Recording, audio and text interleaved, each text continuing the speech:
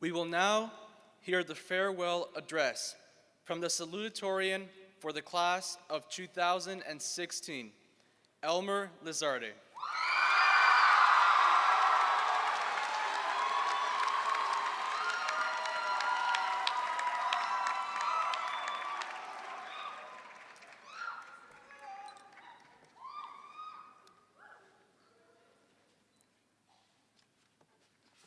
Here it is.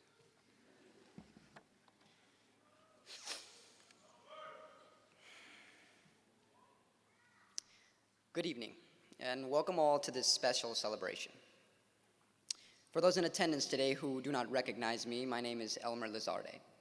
I have been blessed with the glorious opportunity to learn, live, and mature alongside the class of 2016 for 4 monumental years. And yes, I realize that to some parents and faculty members, the term mature is up to interpretation, but hey, I'm optimistic, and I'd like to think that we have made some progress. Now, when I was elected by my peers to represent them today, I was incredibly humbled.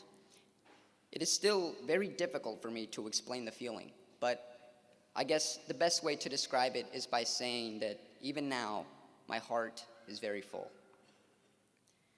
But with this honor comes this tremendous responsibility, because now I have the gargantuan task of encapsulating the class of 2016 with words.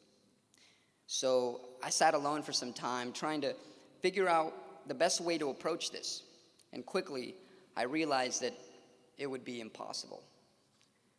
Attempting to describe our joint experience as a family here would be like trying to explain why Mr. English's hair refuses to quit.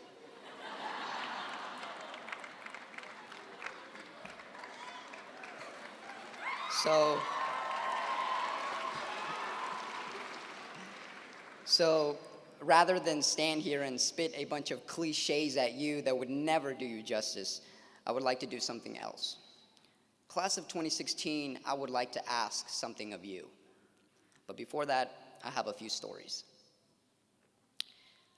About halfway through my final cross-country season at CB, late in September, we had our annual night meet at Del Oro High School.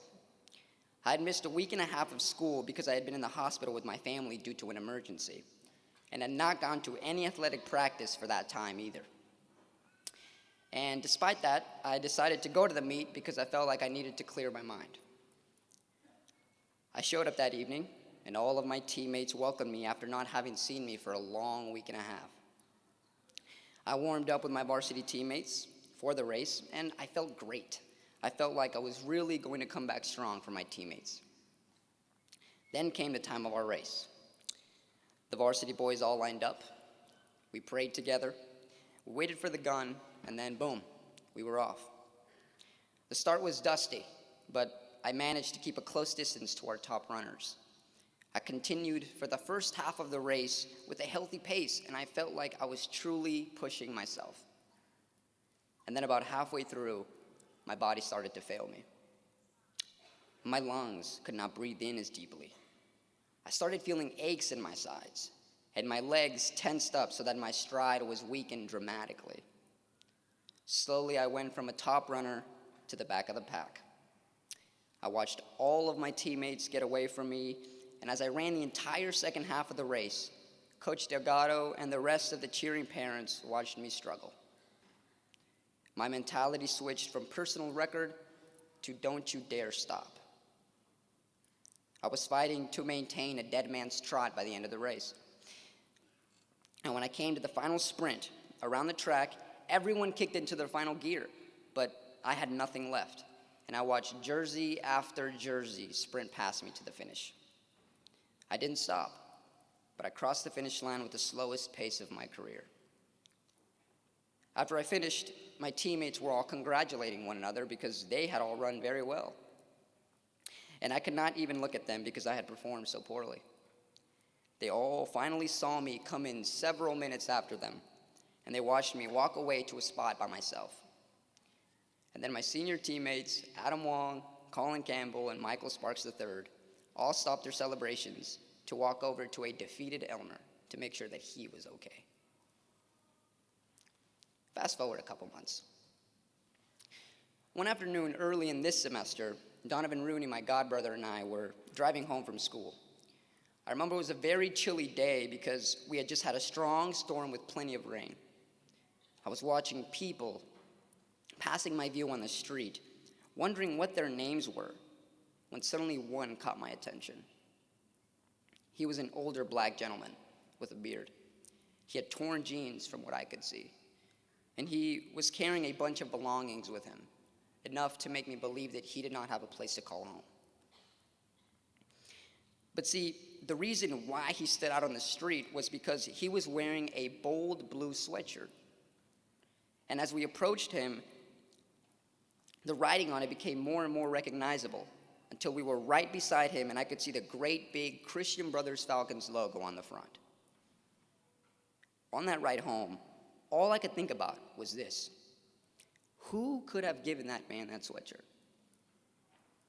More than likely, the sweatshirt was donated somewhere and he happened to pick it out randomly, but still, it fascinated me.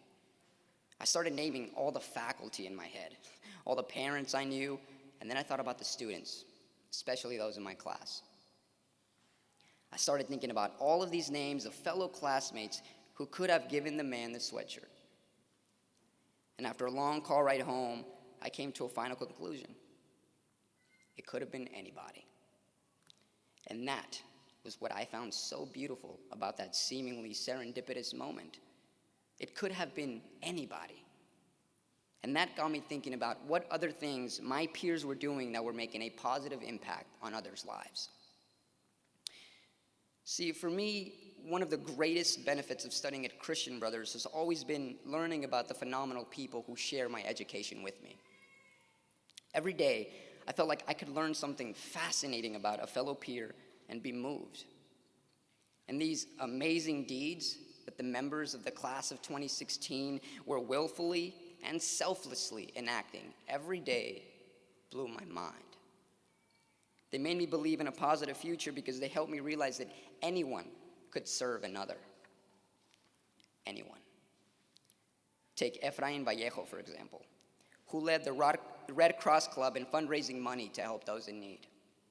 Or Jack Noonan, who volunteered many mornings to make breakfast for the women's shelter. Or what about Skylar Zapata, who she affectionately sewed blankets for the sole purpose of keeping someone else warm. Aiden Smith and a whole group of classmates traveled down to the US-Mexico border together to proactively pursue universal human dignity.